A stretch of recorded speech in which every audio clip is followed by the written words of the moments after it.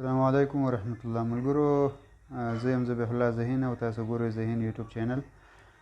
په تېره ویډیو کې ما درته ښودلي ولو چې څنګه کولی شو خپل فرینډ لیست پټ کړو، خپل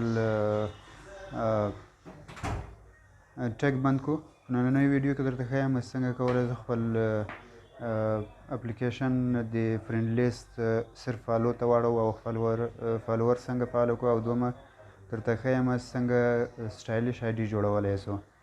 نو راځو خپلې موضوع ته، او راتلونکي کې به انشاءالله درته ګوګل اکاونټ او ګوګل اکاونټ په اړه باندې او د هغو د استعمال طریقې درته ښیم چې څنګه خپل عکسونه یا ویډیوګانې یا خپل نمبر پکې وساتلی شو. نو راځو دا درې نقطې ته راځو او دې کې راځو سیټینګ خلاصوو. سیټینګ کې راځو لاندې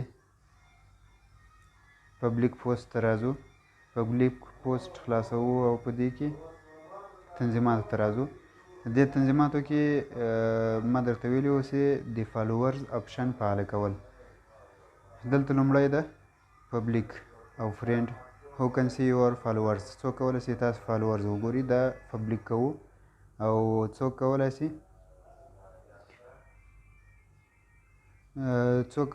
چې پبلیک پوسټ او کمنټ زموږ په وال باندې وګوري. او په دریم آپشن کې راځي پبلیک پروفایل انفو. صحیح ده، څوک د ملګرو د پروفایل معلومات. او په دې کې ده کمنټ اینډ رینکینګ، او په دې کې ده ورسره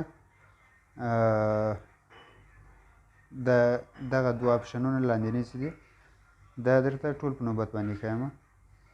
نو اول آپشن راځو، اول آپشن پبلیک ته فعال کوو، دوم آپشن راځو پبلیک فعال کوو، دریم آپشن باندې پبلیک فعال کوو، څلورم آپشن باندې پبلیک فعال کوو، او دا هم آن کوو یعنی خلاصوو، او دریم هم خلاصوو. دلته له دې ځایه زموږ سیټینګ خلاصیږي او راځو بیرته پریوایس سیټینګ ته راځو، دا خلاصوو. په دې کې هغه ځای پیدا کوو چې څوک کولی شي موږ ته بلنې ولیږي. صحیح ده، څوک موږ ته بلنې لیږلی شي.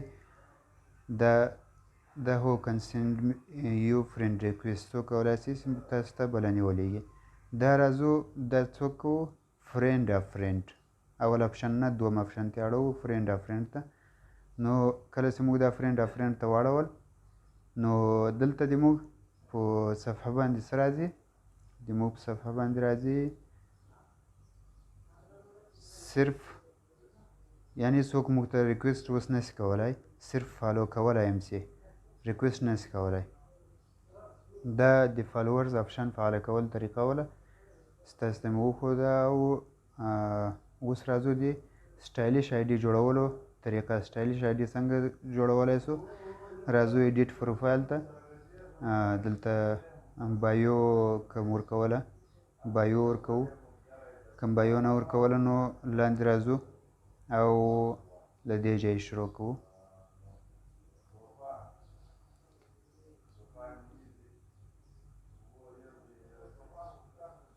اډ ورک ایکسپریس دلته نو چې هر شی موږ تاسې ورکول، هر شی سرچ کوئ د هغو په اړه باندې یو پیج ده، په هغو کې د هغه د موږ تاسې په صفحه باندې راتلی شي. مثلا موږ دلته ورکوو سټایلیش، سرچ کوئ سټایلیش کې موږ دا ټول صفحې موږ ته مخته راغلي. فل سټایلیش، فل سټایلیش، فل سټایلیش، مینه ناک، د پلار نازولی زوی، دا هر څه ټول شیان موږ مخته راځي. دا راځو سیو کوئ. دوهم ته راځو لوډینګ. هره صفحه چې تاسې خوښوي هغه تاسو په خپل فیسبوک پاڼه باندې درولی شئ تر څو تاسې ایډي سټایلیش ښکاره شي، ښایسته ښکاره شي او جذابه جوړه شي. نو زه دلته ډېر وخت نه ورکوم، دلته تاسو کولی شئ هر شی ورکوئ، هر شی فعاله کوئ پکې، ځکه چې ویډیو اوږدېږي نو دلته راځو ګورو چې موږ آیډي په څه رقم سول آیډي باندې دغه کوم شیان چې موږ فالو کړي وو دا رالو او دلته بایو ورکوو راځو بایو ورکوو دلته بایو دلته موږ سره سیف شته ما سره مخکینی بایو وي شته زه هغه راخلمه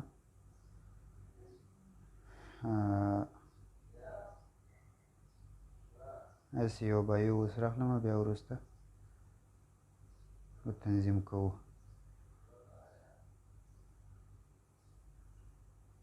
دا کاپي کوم او راخلم یې دلته بایو ورکوم